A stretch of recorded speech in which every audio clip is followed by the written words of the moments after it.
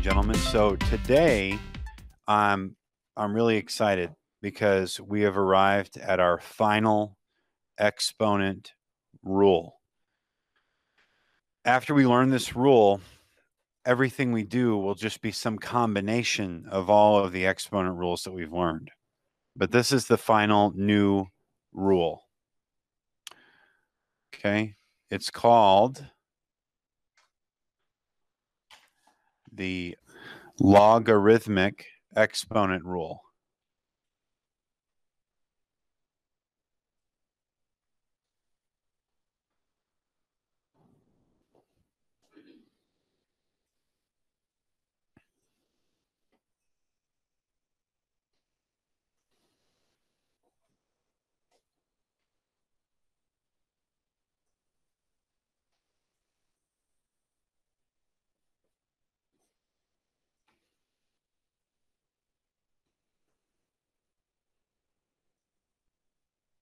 Okay, so make sure you're writing all this down in your notes.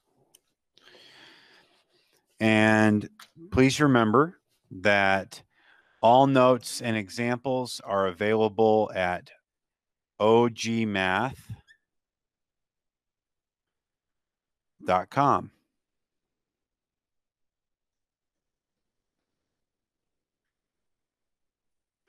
Okay.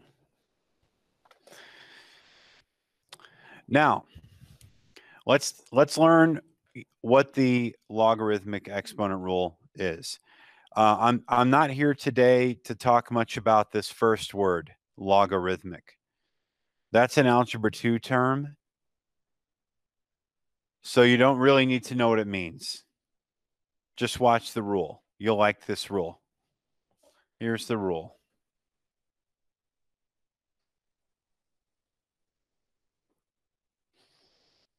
If a raised to the m equals a raised to the n, then you're going to love this. M equals n. This is the logarithmic exponent rule. Okay? Could not be, easier, right? So let's look at a couple of examples. Let's start with some easy examples.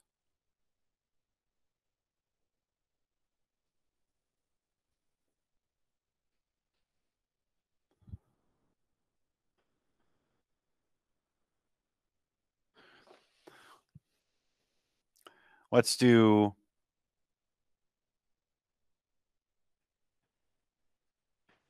x to the b equals x to the 3. And the question is, what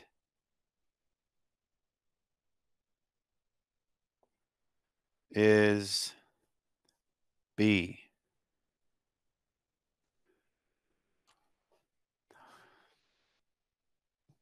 So here's the sentence that you want to write.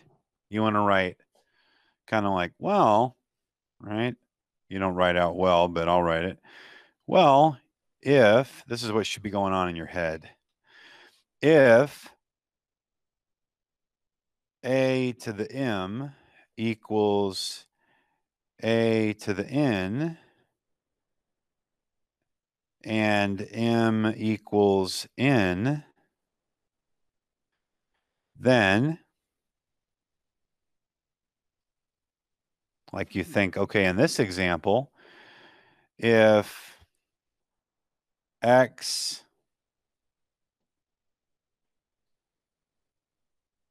to the b equals x to the 3, or x cubed, then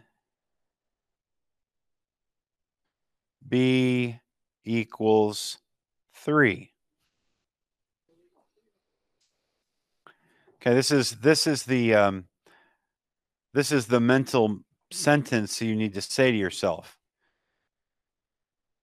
For what we're doing here is we're basically saying recall the rule, a to the m equals a to the n, then m equals n.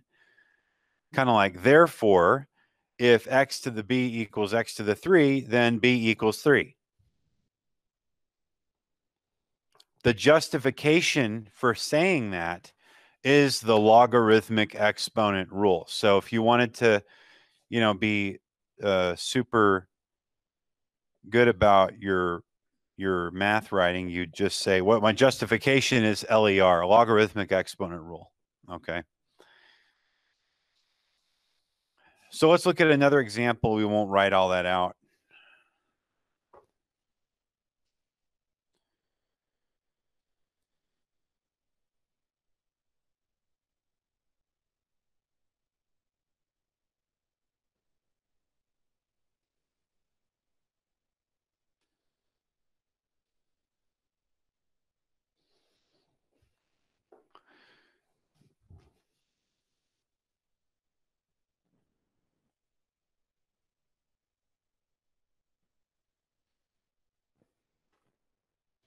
Okay, here in example 2, we have 4 raised to the power of 2x equals 4 raised to the power of 12, and we're asking what is x?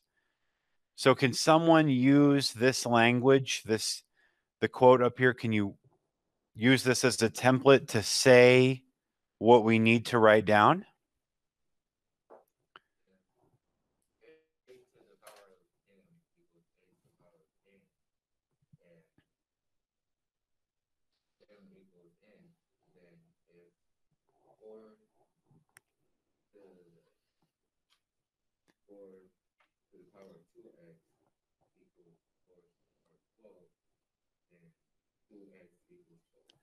Guys, can we please give him a round of applause? That was really well said. Like, word for word, perfect. Good job.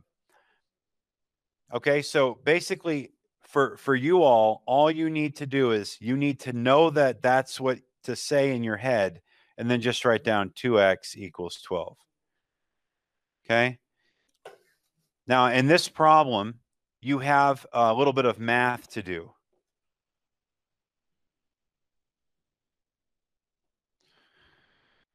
Okay, how do I solve 2x equals 12 for x?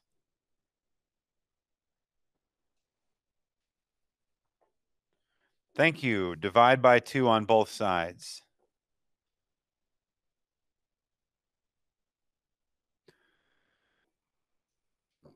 The 2's cancel. X equals 6. Right?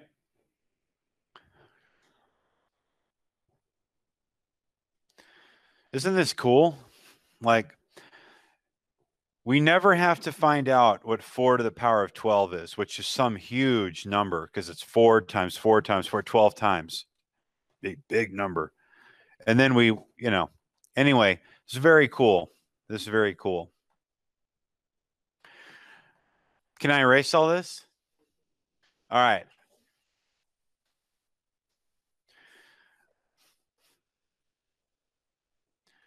I want you to draw like a little eyeball here. Okay. And we're going to look deeper.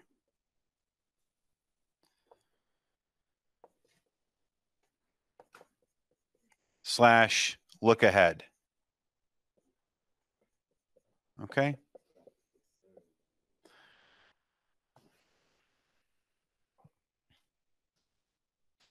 So let's go back here to this rule. A to the m equals a to the n. The question is, ready? Why does m equal n? Okay, we're looking deeper. We're looking ahead. So I want you to write this down and just just watch the logic of what happens on the board, okay?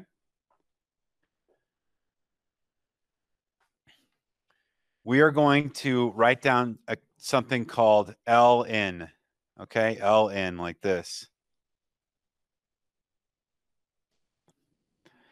Ln means natural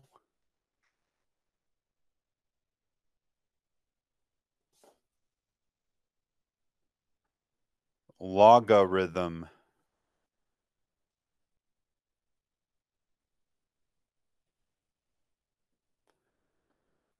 So it's really, should say NL, right? But I don't know, 400 years ago, somebody decided to write it Ln, but it stands for natural logarithm. It is not so important what this means, okay? It just is important that you understand how it is affecting this problem. So it's natural logarithm is kind of like saying, if I were to tell you divide both sides by 2, remember how we did that in the last problem, divide both sides by 2? I'm going to say take the natural logarithm of both sides. So let me show you how to write that, okay? Please write this down. Ln, open parentheses, a to the m, close parentheses, equals Ln, open parentheses, a to the n, close parentheses. Okay, so far, so good, right? Okay, so here's this thing. The natural logarithm is a little machine that pulls the exponent out and sets it out in front. It's kind of like the square root, okay? It does something to the numbers. And so here's our next line. M times Ln of A equals N times Ln of A.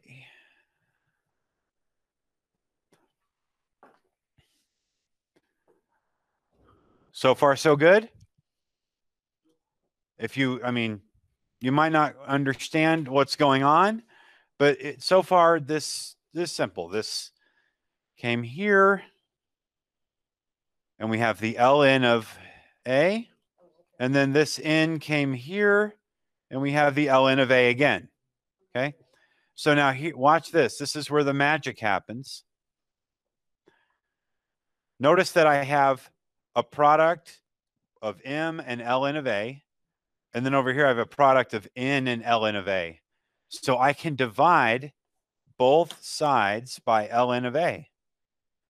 And that's what's going to make that disappear. So just do this with me.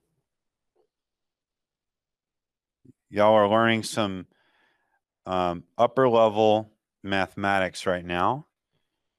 And what should be astonishing to you is that you're doing it with no trouble at all. Okay. Any concerns about dividing both sides by that thing, Ln of A? Just dividing both sides by Ln of A. Okay. Well, guess what? Cancel, cancel. And cancel, cancel. Anything divided by itself is 1. Okay. 12 divided by 12 is 1. A divided by A is 1. X squared divided by X squared is 1. Ln of A divided by Ln of A is 1. Therefore, we have M times 1 equals N times 1. You guys see where I'm going with this? We don't have to write the times 1, do we? So I'm going to say, I'm going to use some cool math thing here. Anybody remember what these three dots mean? Therefore, M equals N. And when you finish a high-level math statement like this, you put a little black box. I'll show you. I'll have to move. Okay. Raise your hand if you followed that. You got it? So here's the thing. You will not have to do any of this. I was just showing you what is going on in the background. Okay? That is why. The question we asked at the beginning was, why does M equal N in this situation? Well, here's why. Okay? Now you know. And it's in your notes. The next time you'll be doing all this stuff will be in your junior year. Okay? So you're doing, this is junior year algebra 2 or even pre-calculus, senior year pre-calculus. But guys, it's just not that hard. There's no reason not to teach it to you now. Okay. May I erase this? Before we begin our assignment, I want to show one more example just to make sure that you guys are super clear about how to do this.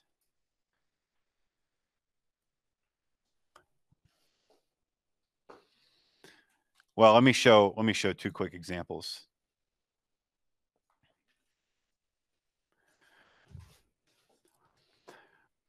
What's wrong with this example? Identify why you cannot use the logarithmic exponent rule. Yes. Because the bases are different.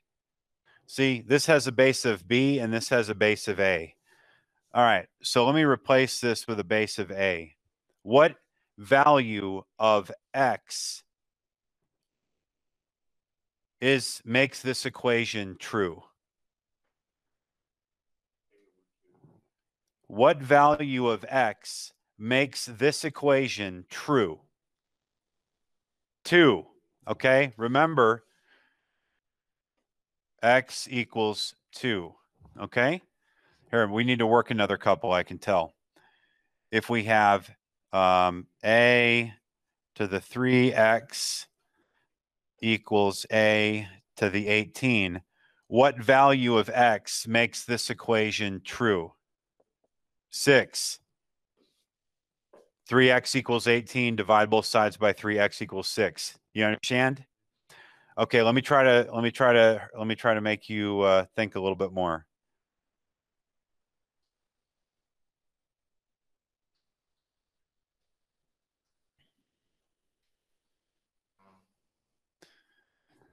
Look at that for a minute. It's not hard. Look at it for a minute.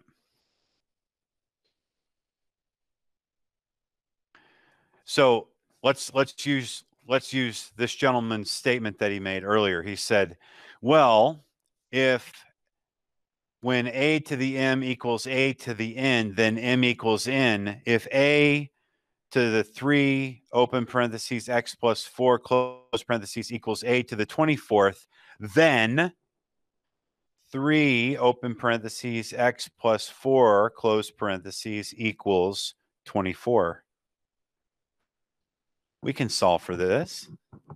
Distribute property. 3x plus 12 equals 24. Subtract both sides by 12.